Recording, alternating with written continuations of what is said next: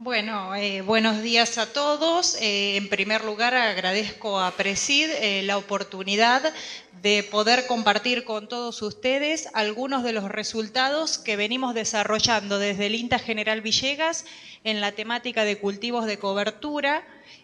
Nuestros primeros trabajos comenzaron junto con Cristian Álvarez y Carlos Cianca en el año 2003 y bueno, durante todo este transcurso hemos aprendido un montón de cosas y la idea es compartir algunas de ellas. Cuando nosotros hablamos de los cultivos de cobertura inicialmente en el 2003, nuestra preocupación era que la soja avanzaba cada vez más en nuestros sistemas de producción, los suelos quedaban cada vez más descubiertos, entonces empezamos a pensar qué cultivos podíamos poner en nuestras secuencias, cultivos de invernales, para tratar de mitigar esa falta de cobertura de los suelos, y lo que más nos preocupaba era también tratar de mantener o mejorar el stock de materia orgánica de esos suelos. Después de todos estos años y de muchísimos trabajos que se fueron desarrollando tanto en nuestra zona como toda región pampeana y también ahora en el norte del país, nos hemos encontrado que los cultivos de cobertura están aportando alrededor de 20 beneficios a nuestros sistemas productivos. Nosotros algo vamos a mencionar,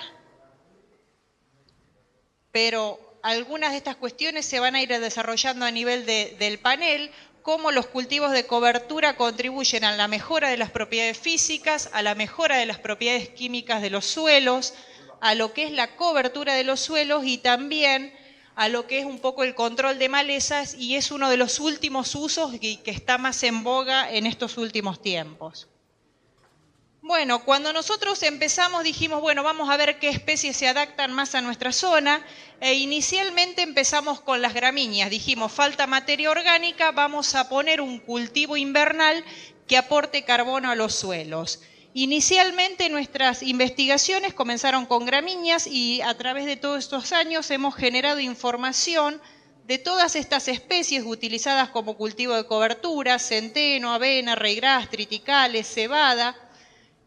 Después también empezamos a incorporar las leguminosas, algo de eso les voy a mostrar, y más recientemente están apareciendo otras especies de las cuales yo no voy a hablar porque el resto del panel va a hacer referencia. Y en principio lo que nosotros decíamos es, ¿qué especie y cuál es el objetivo? Inicialmente nosotros decimos, si estamos poniendo un cultivo que va a crecer durante el invierno, lo que más nos preocupaba era el uso del agua que iba a hacer ese cultivo. Entonces nuestros primeros estudios empezaron a ver cuáles eran las especies más eficientes en el uso del agua, y nos encontrábamos tal vez que centeno, una especie muy precoz, era la que producía la mayor cantidad de materia seca en el menor tiempo posible y nos desocupaba el lote con anticipación para cultivos de verano. No obstante, hay otras especies que pueden ser menos eficientes en el uso del agua, pero tal vez ante un contexto como el que estamos viviendo hoy, donde el agua nos está sobrando, tal vez pueden ser especies útiles de tratar de consumir la mayor cantidad de agua de los suelos para ver si podemos de alguna manera contribuir a la disminución del agua en los perfiles. También en su momento empezamos a trabajar con Vicia villosa y Vicia sativa. Como ustedes ven acá los niveles de producción de materia seca, nos fuimos quedando con Vicia villosa porque es una especie que se adapta mucho más a nuestros inviernos, en general soporta más el frío, tiene un mayor crecimiento durante el periodo de invierno.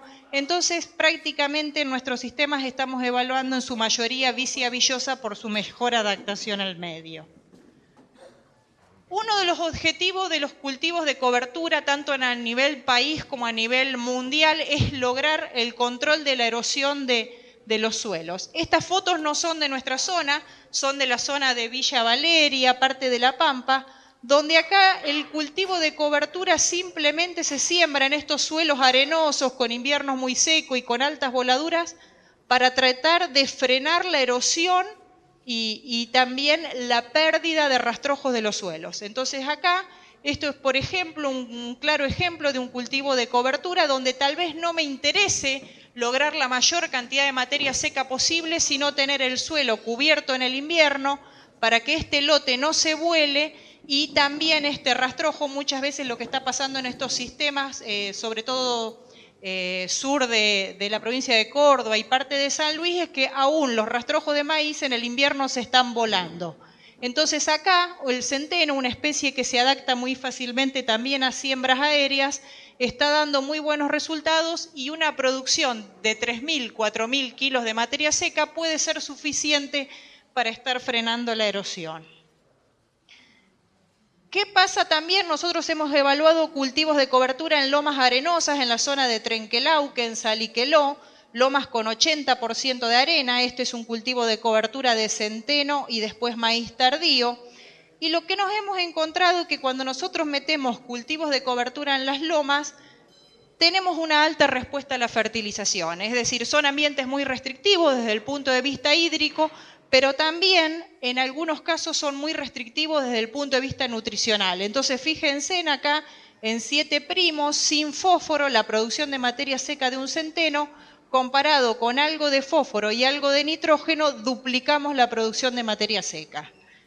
Acá a la derecha tenemos un ensayo que está en marcha en una loma en Porvenir, también una loma de alrededor de 80% de arena, y fíjense, simplemente con un arrancador, 50 kilos de fósforo, estamos prácticamente duplicando la producción de materia seca. Esto puede ser importante y sí, si yo lo estoy pensando el cultivo de cobertura desde el punto de vista de que me compita con malezas, seguramente este cultivo está mucho mejor preparado para competir, cubrir rápidamente el suelo, que este cultivo que tiene muy poco desarrollo. La mayoría de nuestros ensayos hemos evaluado siempre prácticas de fertilización de bajos insumos, es decir, nosotros queremos que el cultivo de cobertura sea un cultivo barato para que sea atractivo a los productores, entonces muchas veces nuestros ensayos son con dosis de arrancadores de 40, 50 kilos de fósforo y alrededor de 80 kilos de urea, y en general hemos visto que hemos podido incrementar la producción de esos cultivos de cobertura entre un 40 y un 70% en promedio a través de esta fertilización. Estos datos son datos de Álvarez y de Sergio Rillo, estos son de 9 de julio, las vicia, en este caso vicia sativa como cultivo de cobertura, y fíjense también en estos ambientes, son ambientes que en general tienen muy bajo fósforo, están alrededor de 4 o 5 partes por millón de fósforo, donde el agregado de fósforo produce a veces incrementos, fíjense en promedio, en la producción de materia seca del 60%. ¿Qué estoy queriendo decir? Muchas veces nosotros cuando vamos a implantar un cultivo de cobertura lo queremos hacer lo más barato posible, pero muchas veces en suelos donde tenemos deficiencias tanto de fósforo o nitrógeno, hacer un cultivo barato termina siendo un cultivo poco productivo y estamos perdiendo mucho de los beneficios que puede tener la cobertura. Esto es un ensayo de larga duración que tenemos en la experimental de General Villegas, donde tenemos un monocultivo de soja desde el 2006 con cultivo de cobertura, sin fertilizar y fertilizado, reponiendo el fósforo y el azufre. Y lo que tenemos a la izquierda es la producción de materia seca del cultivo de cobertura. Fíjense, la mayor producción de materia seca del cultivo de cobertura prácticamente la duplicamos cuando estamos con secuencias que están contemplando la rotación de cultivos. Esta es una foto del año pasado del cultivo de cobertura sin fertilizar. Este cultivo hoy está produciendo 2.000, 3.000 kilos de materia seca. Es muy poco y después de 9 años estamos viendo de que tener un cultivo de cobertura muy poco productivo nos está ya repercutiendo en lo que es, fíjense, la materia orgánica del suelo. Esto es carbono orgánico total, y lo que está acá en un cuadradito pequeño es carbono orgánico particulado. Es decir, un cultivo de cobertura de baja producción puede que no esté contribuyendo al stock de carbono como nosotros en un momento pensábamos. Con el caso de las vicias villosas, lo que estamos encontrando es distintos niveles de materia seca, pero una cuestión que nos está preocupando es el nitrógeno que tienen en su biomasa. Los niveles de nitrógeno son muy variables, en general uno por bibliografía veíamos que las vicias deberían tener alrededor de 3% de materia seca y estamos bastante más lejos. Entonces, si estamos bastante más lejos, el aporte de carbono puede que no sea tan alto como uno esperaba. Por eso, bueno, fíjense en este caso, una vicia villosa con 1,7 de nitrógeno tiene una relación en su residuo de carbono-nitrógeno 26. ¿26 qué significa? Y se parece más a una gramínea que a una leguminosa. Entonces, cuidado también nuevamente con las vicias. Si queremos que aporten realmente nitrógeno al sistema a través de la fijación biológica, miremos bien, que estén bien inoculadas, si necesitan fósforo, fertilizarlas, porque si no, son cultivos que no nos estarían dando la cantidad de nitrógenos que esperábamos. Esta es la descomposición de un cultivo de cobertura. Acá está centeno, vicia sativa, vicia villosa. Fíjense, más o menos alrededor de 100 días, prácticamente la mitad de la materia seca se descompone y junto con esa mitad de la materia seca también está la liberación de nutrientes. Esta es la liberación de nitrógeno. Fíjense, alrededor de 90 a 100 días llegamos a una alta tasa de liberación de nitrógeno. Esto es un ejemplo, es un centeno como cultivo de cobertura antecesor de maíz tardío. Al momento del secado no tenemos nitrógeno en el suelo, está captado por el cultivo de cobertura. Fíjense, ambiente de bajo, ambiente de loma. Pero después, a mitad de diciembre, ese nitrógeno ya pasó al suelo, es decir, se mineralizó. Y una cuestión que está muy ahora de moda y se está hablando bastante es cuánta agua consumen los cultivos de cobertura. Bueno, el consumo de los cultivos de cobertura, de acuerdo a nuestros estudios, es muy variable entre años y especies y momento de secado, pero varía desde 80 hasta 300, 400 milímetros. En general, lo que estamos viendo es que en la medida que avanza el estado de desarrollo de los cultivos de cobertura, esto es un triticale que puede ser secado en pasto en agosto, en septiembre en cañado o en madurez unos días antes del cultivo de verano. Fíjense cómo en los últimos estadios se incrementa el cultivo de agua, el consumo de agua. Entonces, si yo estoy ante un evento de escasez de precipitaciones, tendré que conservar el agua, pero si estoy ante un escenario de demasiado exceso de lluvia, tal vez pueda demorar un poco el momento de secado y tratar de incrementar el consumo de agua. Esto es un perfil de un cultivo de cobertura. Al momento, esto es el agua que tenía la siembra. Estos son los perfiles que muestran al momento del secado. Este es el perfil que explora, por ejemplo, este centeno. Fíjense, hasta el metro de profundidad al secado estuvo consumiendo este agua. Y cuando llega al momento de la siembra de soja, este se vuelve a recuperar. Lo mismo, esto es otro ensayo, acá tenemos centeno, centeno más vicia, vicia sativa, vicia villosa. Este es el barbecho desnudo al momento del secado. Este es el cultivo de cobertura, fíjense, ha hecho el consumo. En el caso de vicia, a veces, si tienen muy buenos desarrollos, pueden consumir hasta el 1,20 m, 1,40 m. Entonces esto, de alguna manera, este consumo que hacen estos cultivos de cobertura de 200, 300 milímetros, lo que hacen es dejar un perfil en los primeros centímetros secos que ante lluvias primaverales tendrán que primero recargarse y después ir a alimentar la napa.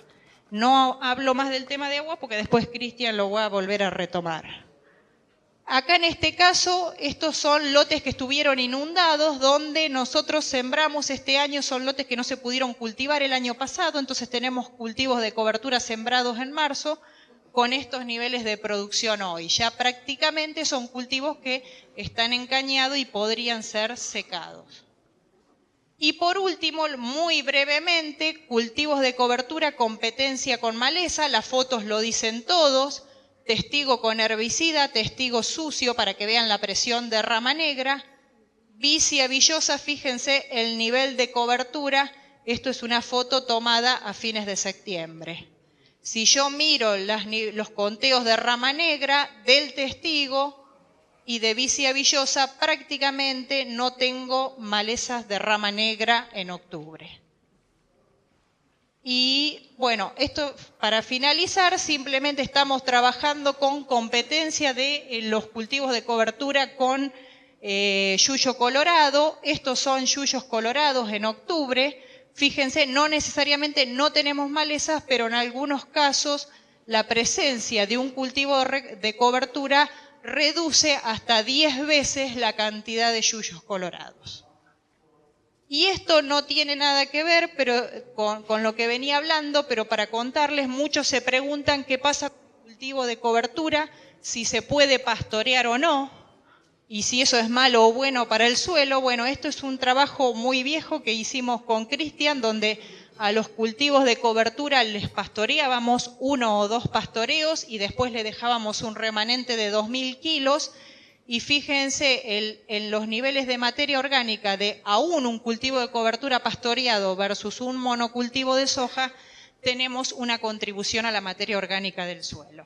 Entonces, no solo pensemos al cultivo de cobertura por el aporte que nos hace en la parte aérea, sino también efectos raíces, de lo cual después Cristian va a volver a retomar. Bueno, la idea es que con esto yo finalice.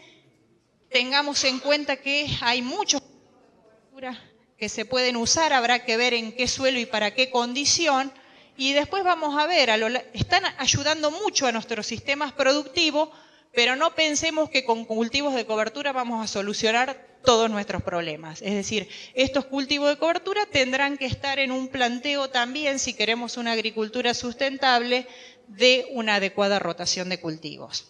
Bueno, muchas gracias.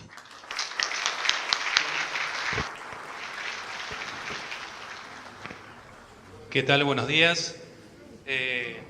La verdad que para mí es un honor estar acá hoy, pudiendo compartir un espacio con ustedes y obviamente teniéndolo de moderador a alguien que fue mi maestro, ¿no? Es maestro no solamente por ahí de estas cosas que vamos a ver, sino también de la vida, ¿no? Entre él y otros personajes más que han andado dando vuelta y que son un poco el mentor de esto que ven ustedes hoy acá, de color negro. Pero bueno, no, más allá de todo eso, y para romper un poco el hielo, pues los veo muy serios, los veo, ¿eh? En realidad, la idea es que ustedes estén distendidos, que se lleven la mayor parte de las cosas que nosotros les podemos comentar, ¿no? La idea con Miriam, estábamos pensando que la idea era ponerles a ustedes un poco en tema lo que hay en tecnología en cultivo de cobertura, lo que hay en conocimiento de cultivo de cobertura, y después, sin duda, que lo van a hacer operativos las dos personas que nos siguen en el panel.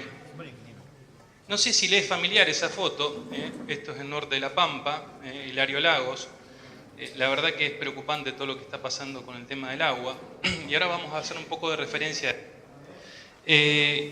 La idea es ver un poquito en qué nos pueden ayudar los cultivos de coberturas en los cambios en secuencias que hemos tenido, qué efectos tienen sobre la rotación, qué efectos nos han provocado los ensayos de larga duración o en aquellos establecimientos donde se han implementado, qué nos pueden aportar a algo que hoy le estamos teniendo miedo en función de las profundidades de Napa. La verdad que nos está preocupando muchísimo, hay muchos lugares donde está apareciendo mucha sal, y qué nos han dejado en el efecto acumulado esas coberturas en estos 15 años que venimos trabajando. Y digo temor porque en realidad si uno hace un reconto y ve más o menos a qué profundidad está la Napa en la mayoría de la zona pampeana, y no la tenemos más de 50 centímetros.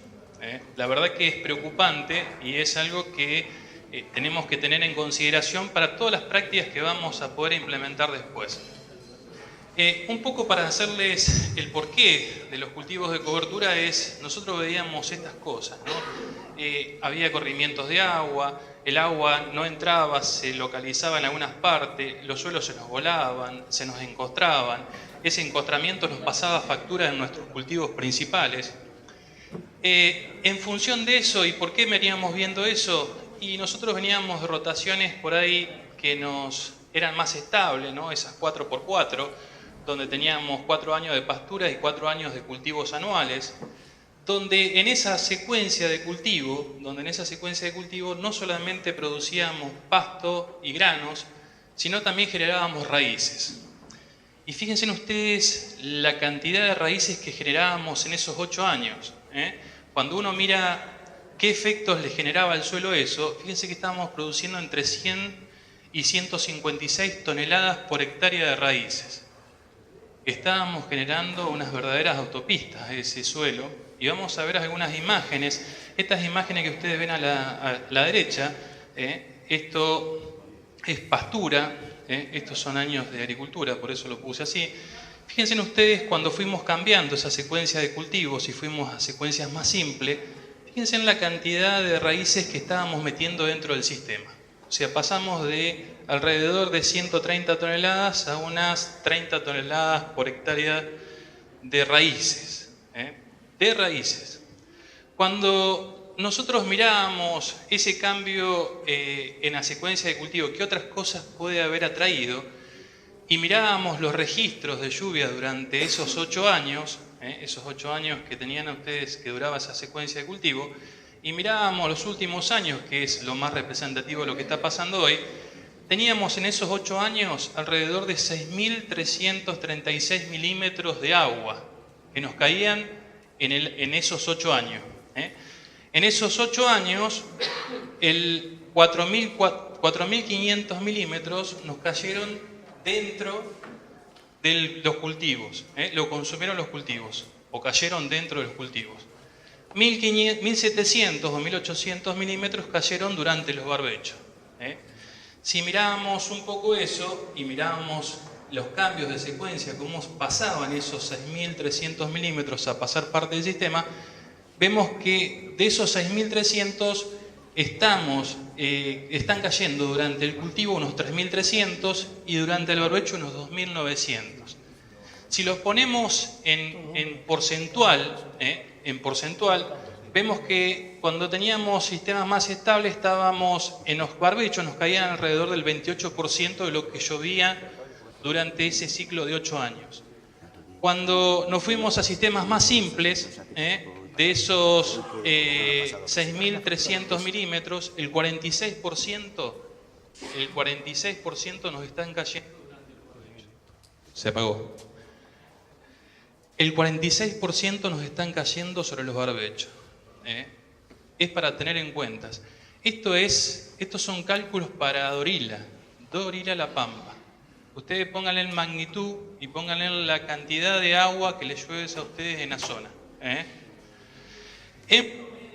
En promedio para esa secuencia, en el barbecho nos estaban cayendo alrededor de 368 milímetros. 368 milímetros en suelos que retienen alrededor de 80 milímetros el metro.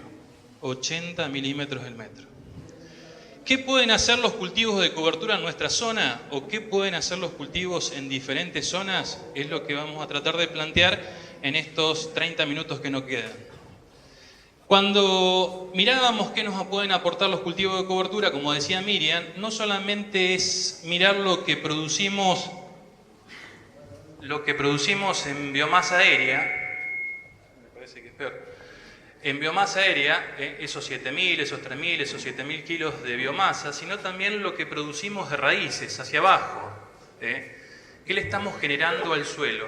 ¿Solamente protección superficial o le estamos generando algún entrampamiento dentro de esa estructura que tiene nuestro suelo y que nos va a generar seguramente algunos beneficios? En estos últimos 10 años, estas son las lluvias, ¿sí?, durante el ciclo del cultivo invernal. Esta es la lluvia durante el ciclo invernal. Si la miramos, hay años donde la lluvia invernal no llega a cubrir los requerimientos de los cultivos de cobertura.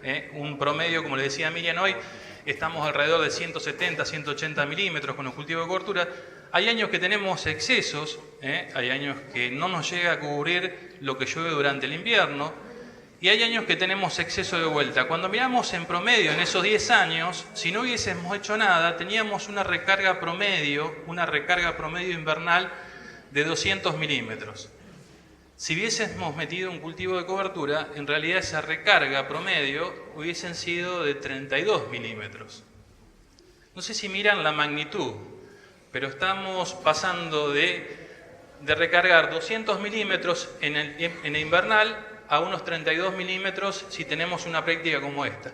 Cuando uno la mira en el perfil, y esto estamos acostumbrados por ahí a mirarlo un poquito más, y yo saliendo un poco de estas paredes, y tomándola como si fuera una calicata, miraría un poco cuáles son las fotos de la tasa de depresión esa que les mostraba Miriam en el gráfico, ¿no?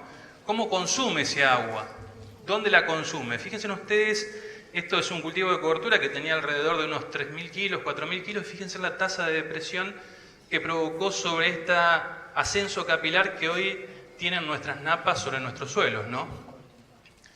Las preguntas acá deberían ser la contribución de las raíces, la precipitación durante el ciclo del cultivo y los excedentes que tenemos durante esos meses que nosotros tomamos, ¿no? Hoy Miriam decía que generalmente las fechas de siembra son en función de la fecha de cosecha del cultivo anterior, pero la fecha de secado muchas veces es muy versátil, puede ser de agosto, puede ser de septiembre, puede ser de octubre, porque depende de qué es lo que queramos consumir y qué es lo que queremos generar para nuestro sistema de producción.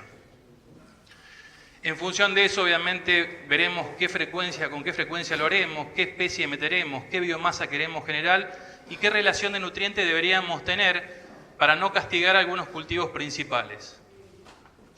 Entonces, en función de eso, esto es Doril a la Pampa, donde los ambientes nuestros en general tienen esta característica, 70 y pico % de arena. Si no le ponemos nada, se nos vuelan. Es así. Tenemos muchos alambres ya sepultados, muchos suelos sepultados gracias a la erosión eólica que hemos tenido en estos últimos años. Y lo que nosotros estamos proponiendo hace un par de años es esto, es cambiarle un poco la cara al sistema, por un momento verde, por otro momento un color más tenue, un amarillento, con diferentes escenarios, que uno podría decir estos escenarios pueden pasar a ser parte de nuestro sistema hoy, donde hoy decía Miriam, necesitamos nutrientes, generamos poca biomasa, necesitamos que nos consuman agua y necesitamos traspasar el ciclo biológico del cultivo de soja o de maíz. Obviamente ahí tendríamos que tener momentos de secado más tardío, agosto, septiembre, octubre, para que se lignifique ese cultivo de cobertura. Estas son experiencias zonales sobre diferentes tipos de suelo. Fíjense ustedes, este suelo tiene problemáticas importantes al movimiento del agua, son ambientes taptos donde hemos cambiado, le hemos cambiado durante 3 años o 4 años la dinámica, asociado a que venimos trabajando con cultivos de coberturas en centenos y estamos generando nabos, hoy estamos sembrando nabos para cambiarle un poco la dinámica a esos sistemas soja-soja en ambientes donde tienen limitantes al movimiento del agua. Fíjense ustedes los escenarios que hemos logrado producir. Si uno lo lleva a números a eso, se puede encontrar con esto, o sea, una lluvia, supongamos, de 100 milímetros en 1 hora, hay ambientes que se encharcan, testigos, pero fíjense en los escenarios generados con cultivos de gramíneas o de nabos, ¿cuáles serían las respuestas de ese ambiente? Fíjense en la magnitud al cambio en la dinámica del agua, cómo ingresa ese agua en el suelo, ¿no? 100 milímetros en 2 horas, 150 milímetros en 2 horas, más de 200 milímetros en 2 horas. Fíjense ustedes el cambio radical que podríamos tener en ese tipo de ambientes, no solamente desde el punto de vista de cómo entra el agua, sino también cómo sale ese agua de ese ambiente. Esto es más cerca, esto es por venir. También, después de 15 años de efectos acumulados, fíjense ustedes, acá no tendría que darle ni magnitud a lo que es la materia orgánica, porque ustedes más o menos conocen que los negritos somos los buenos, los blancos, y más o menos, están medios enfermitos. En el suelo pasa lo mismo, fíjense ustedes, esto es esto, fíjense en la cantidad de poros, macroporos que tiene, cómo entraría el agua en estos dos ambientes que son compartidos por la misma empresa, ambientes de renta, ambientes propios. Ahora fíjense ustedes los cambios que hemos tenido en estos ambientes desde el punto de vista hídricos, alrededor de 140 milímetros, alrededor de 400 milímetros acumulados en 2 horas. Le hemos cambiado la dinámica al manejo del agua. Esto es hoy la zona de Ameguino con algunos limitantes importantes en superficie por ascenso de sales. Fíjense en sales no sales blancas, sino sales negras, y las sales negras casi son las que complican, son las sales de sodio, son las sales que me preocupan y que están apareciendo en varias zonas, no solamente esto desde el punto de vista estructural, sino esto, donde hoy el mensaje es salgamos todos a hacer labranza sobre ese tipo de ambientes sin medir las consecuencias de lo que tenemos abajo. ¿Qué es lo que podemos tener? ¿Qué es lo que nos puede generar eso? Nos puede generar esto. Estos gráficos se miran así. Esto es aumento de la densidad aparente en función de la humedad. Nosotros hoy estamos transitando en la mayoría de los ambientes con este nivel de humedad, entre 15 y 20%. Hay ambientes, ¿sí?, que no están bien rotados, que el aumento, pasar con un tractor provoca un incremento en la densidad aparente de alrededor del 3 al 4 al 5% más. En algunas zonas. En otras zonas está aumentando hasta el 20% el incremento en la densidad en función de la misma cargas, ¿sí?, pero solamente por haber transitado por un ambiente bien rotado o por un ambiente mal rotado. ¿Cómo está entrando el agua en la zona? Y el agua en la zona está entrando muy diferente en función de dónde la estoy evaluando. Fíjense ustedes, evaluadas dentro de las huellas y fuera de las huellas. Fíjense cómo nos cambia la dinámica de la entrada de agua en el suelo en función de un pisoteo o tránsito de maquinaria, ¿no?, en este caso. Estos son los que me preocupan. Hay ambientes donde el ascenso en APA no va a provocar nada, que son estos pacientes. Hay ambientes donde voy a tener seguramente por ascenso capilar, voy a tener problemas de salinización, una salinización que con algunas lluvias se va a normalizar. Y hay ambientes donde me van a aparecer problemas de sales asociadas a esos colores negros que veíamos hoy, sales de sodio, que me van a provocar algún tipo de inconveniente. Esto es Trebolar, es la Pampa. Fíjense ustedes el cambio que podemos tener en función de la estructura del suelo. Esto es cómo se presentó la campaña de soja. Fíjense ustedes los colores blancos. Los colores blancos indican sales y rama negra que no pudimos controlar. En los barbechos largos, en los barbechos cortos, en esos con cultivo de cobertura, ustedes verán un poco la diferencia, no solamente en el control de malezas, como nos decía Miriam hoy, sino también en una variable muy sensible para nuestros sistemas hoy, que es la salinidad de los suelos. Y para terminar, quería presentarles a ustedes algunos cambios que hemos tenido en el tiempo. Estos son ensayos. Lo otro que les mostraba eran lotes de productores, lotes de ustedes, pacientes como ustedes. ¿Qué impacto han tenido las leguminosas en 4 años sobre el stock de carbono? Fíjense, hemos pasado de 46 toneladas alrededor de 51 toneladas de carbono. Hemos pasado de generar con cultivos de cobertura, ¿no? Agregándole fósforo pasamos de 4,6 a 12,7 o 9,3. Y obviamente una tendencia leve al cambio en el pH, lo podemos discutir después. Pero fíjense en gramíneas. En gramíneas no hemos modificado mucho el carbono, la materia orgánica total del suelo. Sí hemos cambiado el particulado, la materia orgánica joven, y eso se refleja perfectamente en la capacidad de entrada de agua en el suelo en los diferentes momentos de evaluación. Al primer año, al quinto y al 10º año. Estos son ensayos de 9 de julio. La verdad que estos ensayos nos están mostrando muchísimas cosas y muchísimas bondades que tienen las coberturas dentro de nuestros sistemas de producción. Y para terminar, donde no solamente los cultivos de cobertura nos están mostrando cambios importantes en algunas variables, como en la captación, en el almacenaje, en la conservación, en la minimización del tema de salinización, sino también en el reciclaje de nutrientes. Como ven ustedes, después de la cosecha del cultivo de maíz, cómo hemos podido capturar parte del nitrógeno que se le fue al cultivo de maíz con un cultivo de cobertura. La seguimos después. Gracias. Muchísimas gracias. En realidad, yo les vengo a contar los beneficios ecofinancieros de los sistemas productivos que nos producen los cultivos de cobertura. ¿Por qué eco? Porque nos brindan servicios ecosistémicos, y financieros, porque nosotros somos productores agropecuarios y lamentablemente tenemos que ganar plata. Sí o sí, o sea, lo hacemos porque una de las cosas para ganar plata. En el 2003, nosotros empezamos a sembrar avena. porque era lo que comentaban los chicos, estábamos muy preocupados porque no juntábamos cobertura, había venido una gran agriculturización en la zona, habíamos sacado las vacas. En el 2010 empezamos a probar un poco con vicia villosa, de la mano de Gabriel, que me fue enseñando cómo se manejaba, por la fijación simbiótica del nitrógeno, y vimos que controlaba malezas. En el 2012 empezamos a sembrar centeno, porque vimos que el centeno aumentaba un poco más la producción de materia seca con respecto a la avena, y tenía mucho mayor control. Y en el 2015 empezamos a trabajar con las brasicas y empezamos a trabajar con las multiespecies. ¿Por qué? Porque rompen los flujos preferenciales de agua, mejoran el reciclaje de los nutrientes y fundamentalmente me preocupa muchísimo porque estos cultivos aumentan mucho la gestión ambiental, que después lo vamos a ver.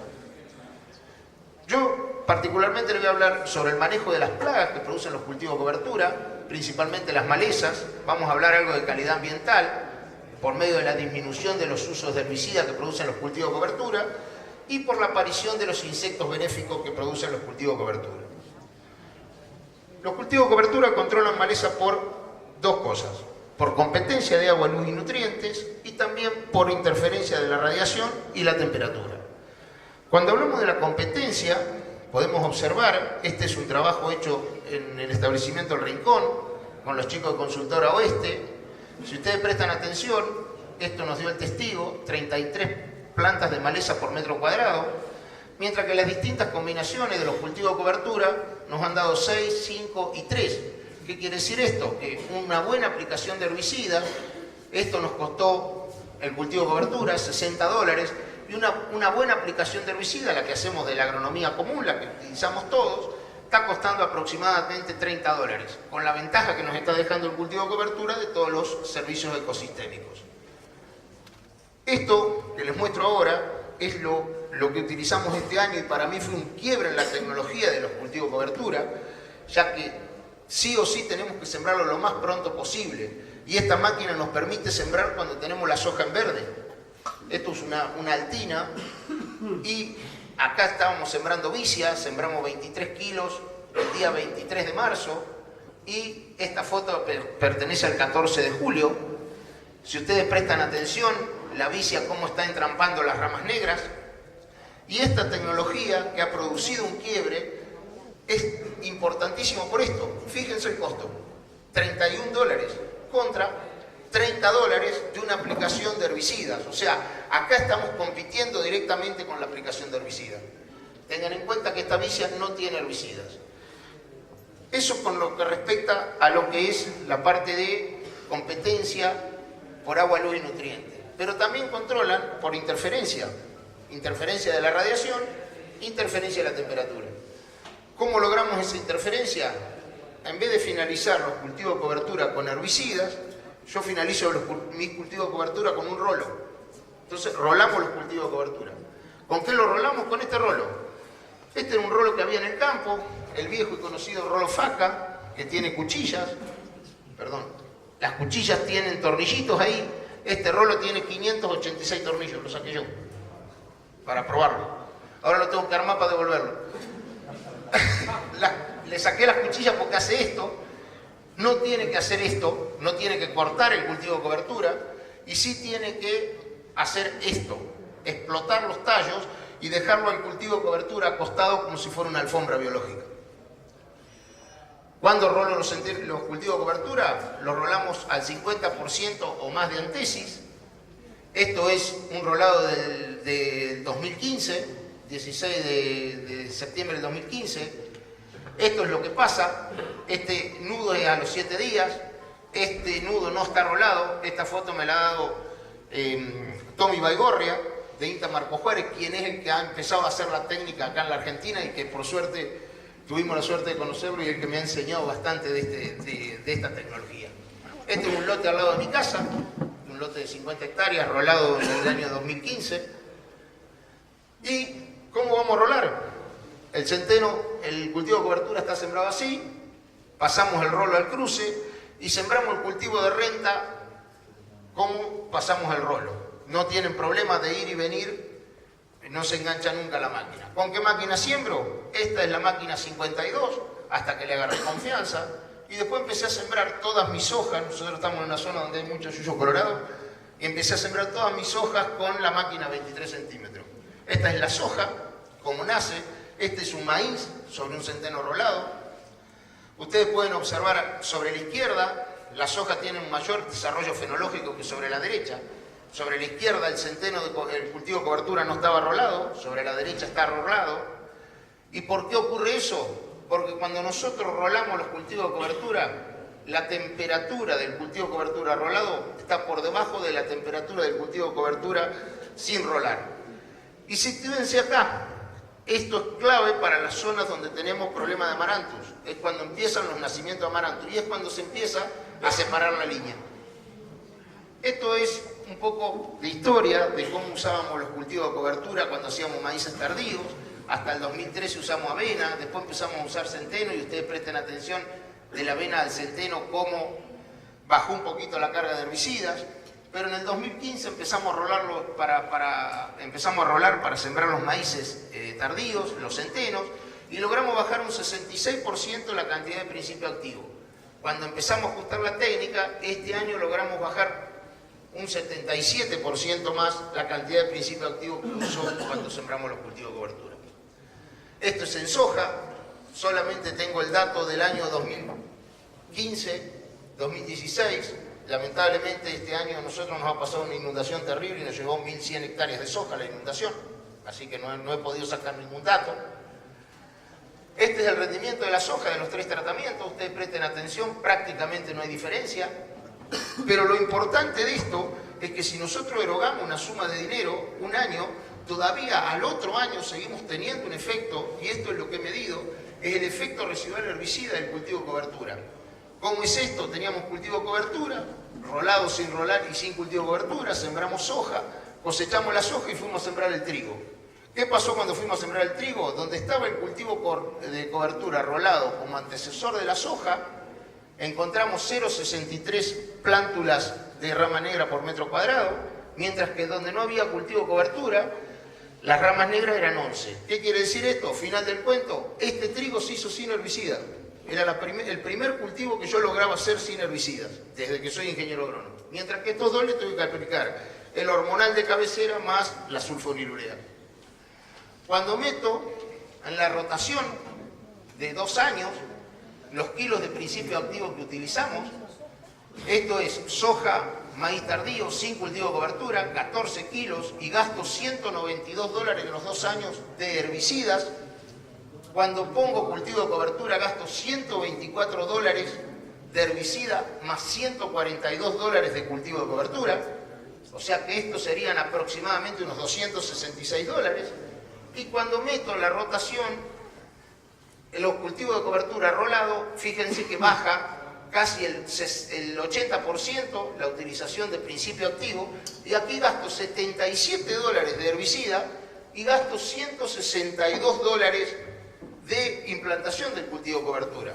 Ustedes dirán, esto es prácticamente parecido a esto, con todas las bondades que me deja en 6 meses el cultivo de cobertura. Infiltración, todo lo que explicó Miriam y Cristian antes que yo, ¿no es cierto? Esto es un maíz de este año. Los maíces de este año los he hecho sin herbicidas. ¿Hay algunas ramas negras? Hay algunas ramas negras, fíjense. Pero esta es la perspectiva del lote de maíz. Miguel, el que tuvieron en el lote de casa el año pasado. Algunas cosas que hay que tener en cuenta cuando queremos rolar: la dirección de rolado, la dirección de siembra, la eficiencia de siembra. Es recomendable usar cuchillas turbos nuevas para que la eficiencia sea mejor. Ahora les voy a hablar un poquito de cultivo de cobertura. He tenido la suerte de estar en el Kairos de Rosario y tuvo Sara Singla, que creo que es la promotora a nivel mundial de los cultivos de cobertura. Yo no hago las mezclas que ella hace, pero algunas mezclas usamos. ¿Por qué usamos los cultivos multiespecies? Para romper las estructuras laminares, queremos acumular más carbono, explorar distintas profundidades del perfil, la fijación simbiótica de nitrógeno, mejora de la gestión ambiental y simular las empastadas ganaderas. Por lo que dijo Cristian recién, de lo que es todos los suelos con muchas más raíces y todo eso. Esta foto se la mostró Cristian recién. Esto es nabo, esto es centeno, fíjense en las estructuras laminares. Este es un testigo, nada de porosidad, es un cascote hermoso este para tirar el valor. Este es nabo contra el testigo. Estos son los 3 primeros centímetros de los nabos en el suelo. Y esto es un suelo ganadero, trébol blanco y agropiro. Y esto es una plustol típico de la zona de Ameguino, con muy buena rotación, muy buena reposición de nutrientes. Y ustedes pueden observar la vida que hay en uno y en otro terrón de suelo, ¿no es cierto? Y eso también lo comentó Cristian recién. Estos son nabos. Yo soy nabo, bastante nabo y siembro bastante. Este se caracteriza por tener una raíz pivotante y raíces radiales, siempre muy asociado a lombrices. Esto se llama radish y estos exploran profundidades importantísimas. Están en el orden, esta zanahoria del orden de los 40 centímetros. Y estas raíces son de ese nabo encontrada al 1,40 m. Cuando medimos la infiltración, este cuadro lo mostró Cristian, lo voy a pasar. Aumenta el 170%. Esta es una palada de las multiespecies de las que tenemos este año. Ustedes presten atención, aquí hay umbelíferas, esto es lino, yo siembro el lino como testigo ambiental, que quiere decir que si viene el lino y vienen las brasicas es porque casi no uso herbicidas, estoy gestionando muy bien el ambiente, por ese motivo usamos brasica y lino, las brasicas para descompactar y para traer azufre desde las profundidades hacia arriba, son muy demandantes en azufre. Tratamos de reciclar el azufre con las brasicas. Hay vicias, hay trébol persa, hay mezclas de gramíneas y otra vicia. Esto está en una palada. Cuando le hablé de la gestión de insectos benéficos, fíjense, esta foto es del 4 de agosto del año pasado. Hay una mariposa. ¿Qué usamos para las multiespecies? Centeno y triticales. En leguminosas usamos vicia, arveja, trébol persa y balanza. Brasica usamos en cultivar Goliath, Hunter y Radish. Y dentro de la umbelífera usamos lino y zanahoria. Esta es muy difícil conseguir la semilla y es muy raro que tenga poder germinativo. Este año la conseguí, no tuvo poder germinativo. Cuando lo uso como antecesor de las gramíneas, trato de bajar la concentración de gramíneas y aumentar la concentración de las leguminosas en la multiespecie. Cuando uso leguminosas, trato de aumentar y uso triticales. El triticale tiene menos desarrollo inicial y me ahoga menos las leguminosas anuales. Esto es el cuadrito de concentración de los nutrientes de la parte aérea. Este estudio lo ha hecho Carlito Cianca con Miriam y Cristian y yo se lo he robado. Presten atención que la producción de materia seca de las multiespecies no es mala y prácticamente compite con las gramíneas de invierno. Y la relación carbono-nitrógeno baja un poco con respecto a las gramíneas. Y por último, les quería comentar y mirar desde los sistemas, mirar íntegramente el sistema, y por ahí, hay gente que por ahí no está de acuerdo con esto. Por ejemplo, vos, que no querés que comamos los cultivos de cobertura.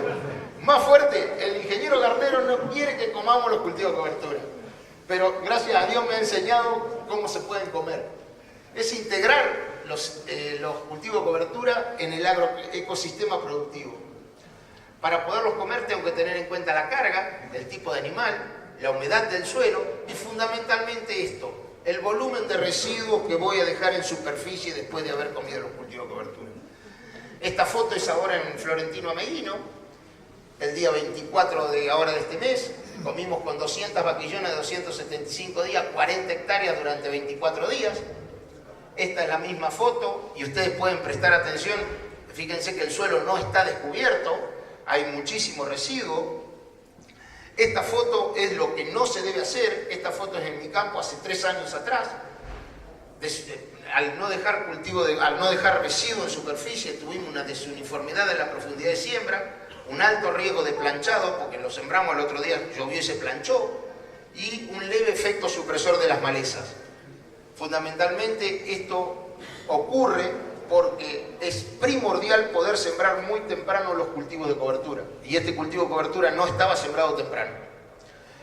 Las hectáreas pastoreadas en uno de los campos de nosotros, de la familia, aproximadamente llevamos pastoreada en todos estos años, desde que empezamos a medir hasta ahora, alrededor de 1.200 hectáreas. Las raciones en función de los gramos de principio activo de herbicida que tenemos que utilizar. Si ustedes prestan atención, este es el año de la foto que les mostré, fíjense cómo se disparó la cantidad de principios activos que usamos, debido a que no dejamos rastrojo en el suelo, y a su vez apareció el yuyo colorado acá, entonces como fuimos proactivos gastamos mucho herbicida. Este es el rendimiento de la soja, si ustedes prestan atención, prácticamente no hay diferencias.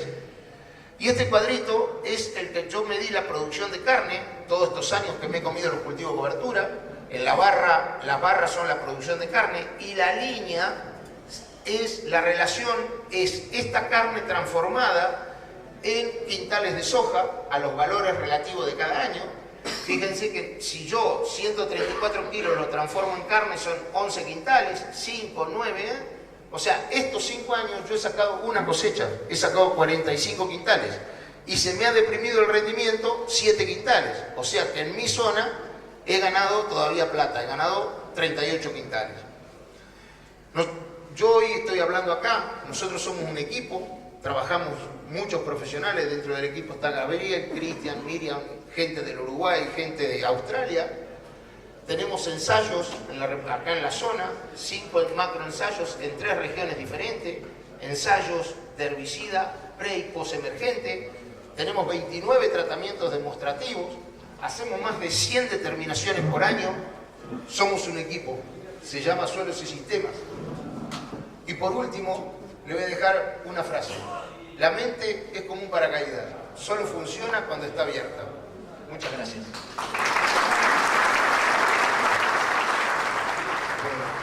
Y bueno, yo les voy a hablar un poco como productor. La chacra y la regional se ubican entre campos, entre Chivilcoy, Bragado, Alberti y Los Toldos, y en esos partidos tenemos los sitios chacra. Gracias. Bueno, se va a tratar sobre intensificación de la rotación de los cultivos con el cultivo de servicio en campo de tercero.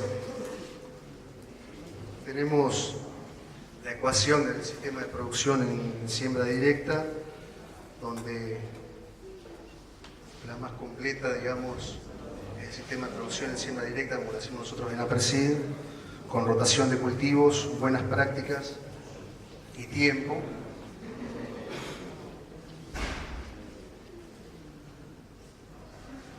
Dejando muy por debajo la labranza convencional, la labranza conservacionista y el monocultivo. Y dentro del sistema de siembra directa, la inclusión de los cultivos de cobertura.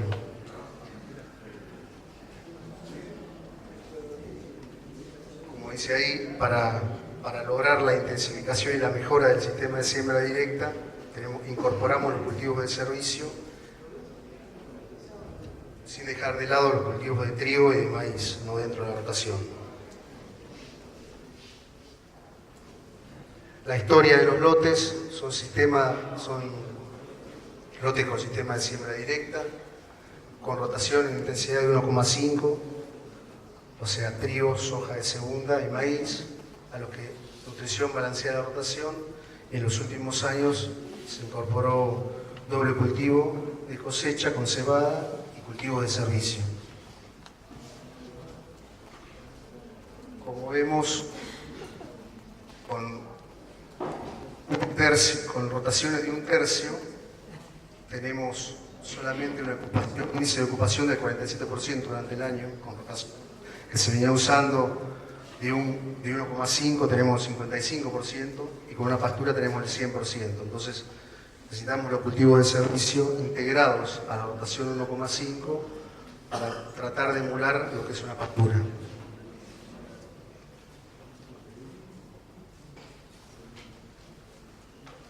Les cuento un poco la experiencia en los mapas tardíos, con la inclusión de la lista villosa solo. Se cortó. Logramos disminuir la aplicación de nitrógeno en el maíz entre 60 y 90 kilos dependiendo del año, y en el trigo subsiguiente de 30 a 40 kilos por hectárea.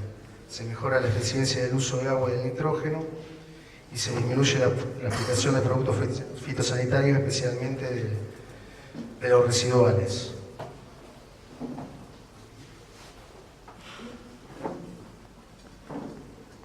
tenemos una foto de campañas pasadas.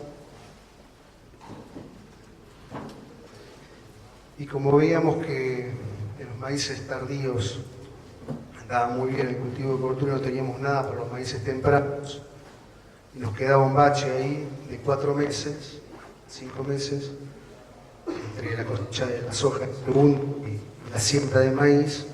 Empezamos en el año 2015 a ensayar cultivos de cobertura triples, con 3 familias, 3 especies, y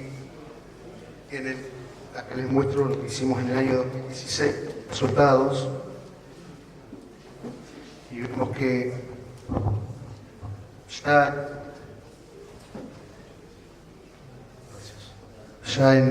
con centeno y rabanito forrajero tuvimos un aporte de 2.780 kilos de materia seca, con centeno y vicia 4.530 y con centeno, vicia y rabanito forrajero casi 5 toneladas.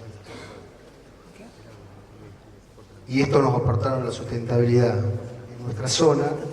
Para mantenerse en equilibrio, para mantener en equilibrio un sistema, necesitamos 1.000 kilos de carbono por año, y con el aporte ya de centeno y rabanito ya lo conseguíamos. Centeno, rabanito y vicia mejoró todavía, y centeno, rabanito, vicia, la triple mezcla mejoró más todavía, dejando un balance más que positivo. A su vez, a pesar del corto periodo de la vicia en el cultivo, logramos 30 kilos de nitrógeno para el maíz temprano, y haciendo el método del estallido, que es agarrando una pala, un pan de tierra y tirándolo sobre un lienzo, vimos que en ese corto periodo las propiedades físicas del suelo mejoraron, aumentando un 17% la mejor parte del suelo, que son los terrones más chicos, y disminuyendo un 28% los terrones medianos, y los terrones más compactados también disminuyeron un 30%.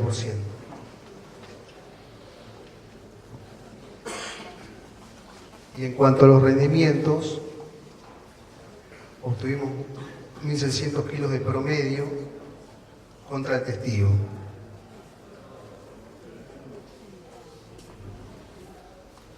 Y bueno, acá tenemos el resultado económico de los tres ensayos: costo de cultivo de cobertura,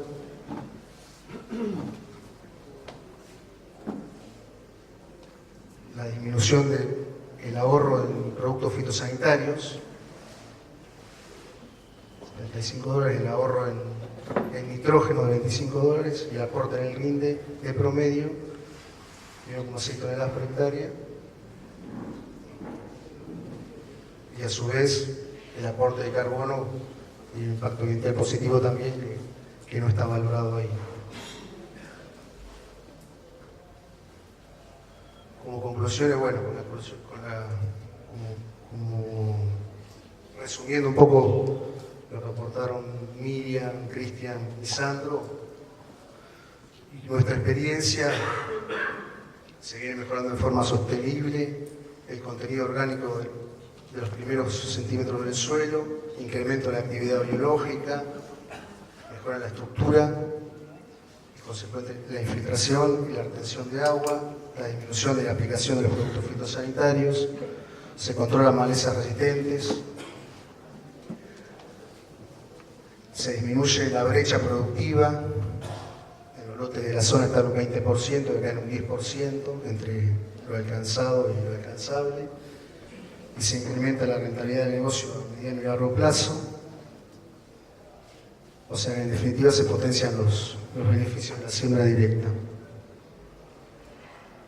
¿Y qué estamos probando en esta nueva campaña? Bueno, cultivos multiespecies, con especies de 3 familias, para maíces tempranos y maíces tardíos. La diferencia entre los maíces tempranos y los maíces tardíos, que los maíces tempranos usamos más gramíneas para generar más carbono, porque se cortan antes y en los meses tardíos usamos menos porque las leguminosas y las crucíferas generan más carbono. Bueno, muchas gracias a todos.